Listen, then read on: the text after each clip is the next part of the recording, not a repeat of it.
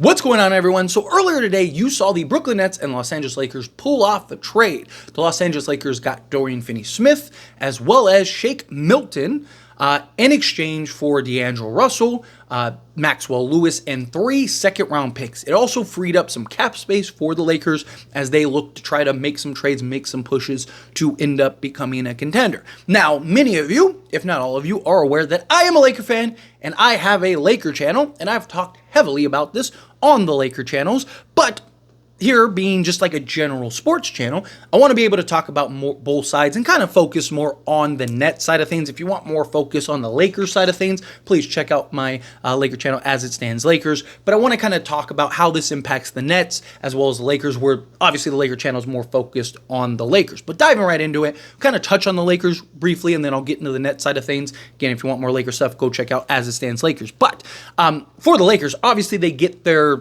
coveted 3-and-D wing that they've been searching for years now, right? Getting that piece since basically the Russell Westbrook trade. Also, what it does is it keeps him away from these other contenders as well as these other teams in the playoff hunt and trying to make a push for potentially hoisting the Larry O'Brien trophy, right? Memphis Grizzlies looked like they were about to get the deal done. This really came from Brooklyn side of things because of the expiring contracts, right? The Memphis Grizzlies were willing to offer a first. Supposedly, based on the reports, it was a top 15 protected first, Conchar and Kennard for a Dorian Finney-Smith, but the Nets valued the expiring contracts from the Lakers, which again we'll touch on here in a moment, and as to why.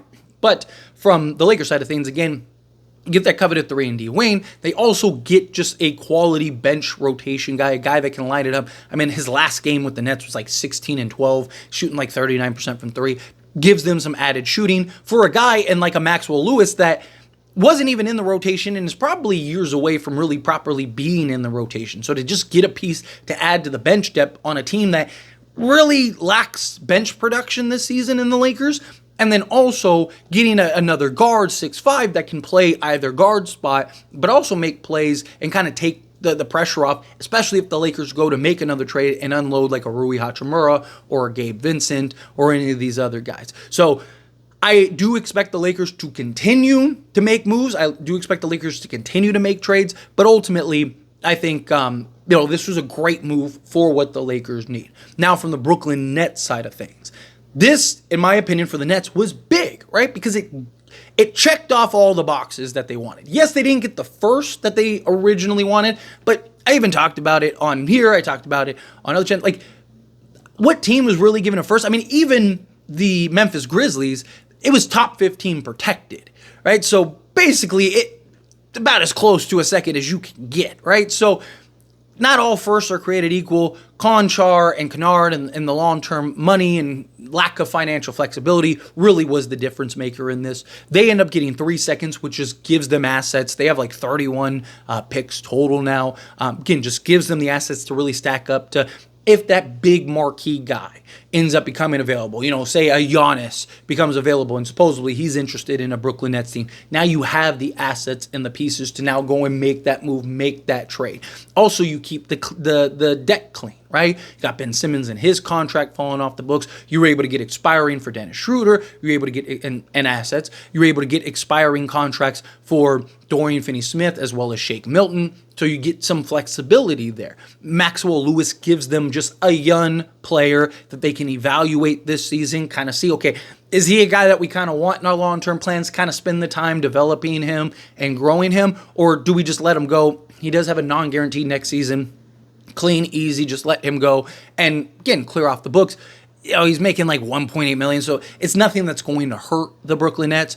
As far as D'Angelo Russell goes, this is somebody that the Nets have wanted the last few seasons, again, based on reports. So it kind of does make sense.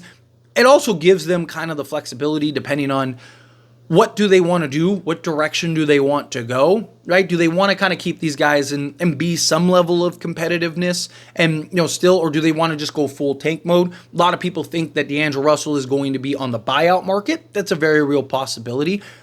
I think D'Angelo Russell wants a home, right? I think the Brooklyn Nets have always liked D'Angelo Russell. I still think that they would like to keep D'Angelo Russell, especially if they can get him for a new contract. Him showing the willingness to even come off the bench, I do think has a lot of value, especially for some of these other teams that maybe could be looking to kind of bolster their backup guard depth and stuff like that. Real quick, because I see a lot of people ask, if D'Lo gets bought out, could the Lakers bring him back? No, you'd have to wait a year for one. And two, even if you could, teams that are, first off, teams in the second apron can't even sign buyout guys. Teams in the first apron cannot take on buyout guys making more than the mid-level exception. So essentially anybody making more than like roughly $13 million, none of these contending teams can really go and acquire him. And that's kind of the question, right? So that is a bit of a concern for any type of potential D'Lo buyout. Chances are they'd probably have to kind of reroute him in a trade or try to work something out in that regard, because a lot of these teams are very limited, right? And most of these contending teams are, second apron teams and stuff, or they just don't have the money. They're close to the second apron, or where they don't have the money to bring in a buyout guy, even if they could. So it's going to be interesting to see like what ultimately happens with D'Lo. I think that they'll either reroute him or they'll end up keeping him and let him kind of ride out the season and kind of let the money fall off the books, kind of evaluate D'Lo, see like, okay, do we want to keep D'Lo and maybe sign him to a cheaper deal? Maybe you sign him to, a 4-year, $60 million deal, or, 4-year, $40 million deal, or $48 million or something like that, right? I think he's in that like 12 to 15 range. I think it's fair for him given his production.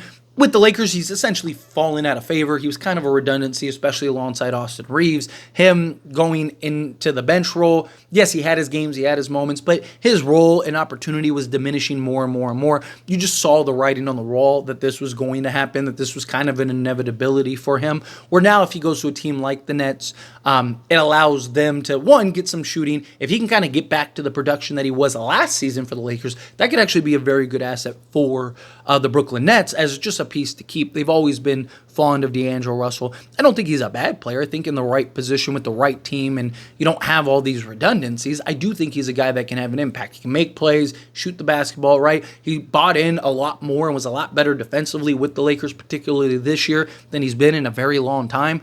So there is some options there, but this really was just about, for the Brooklyn Nets, the flexibility. Very rarely do you really get like the win-win trades where like everybody, you don't really feel like one side got the best of the other. This is one of those trades, in my opinion. I think the Nets got everything that they want. They got financial flexibility, they got some assets, and they got a young guy that they could kind of evaluate and see what do they want to do, what direction do they want to go with him. Maxwell Lewis, he is still a 6'7", hyper-athletic wing that can shoot, defend, get to the basket, do multiple things. Obviously, he's probably a couple years away, but for a Brooklyn Nets team that's likely hitting the reset button, he makes a lot of sense for that team. Again, you get D'Angelo Russell, you can kind of evaluate him, reroute him, buy him out, do whatever you want to do. You got some options and flexibility in that regard. You don't take on any long-term salary, kind of get to clear the deck here a little bit. And then from the side of the Lakers, right, they get their 3-and-D wing. They give up fair value. They didn't overpay or do some crazy, give up a unprotected first or multiple first, something silly like that, especially with Rob Pelinka. He is overpaid in the past. He's done a much better job, in my opinion, in the last few years of just being patient and letting things kind of develop. And now it's led to just a quality acquisition.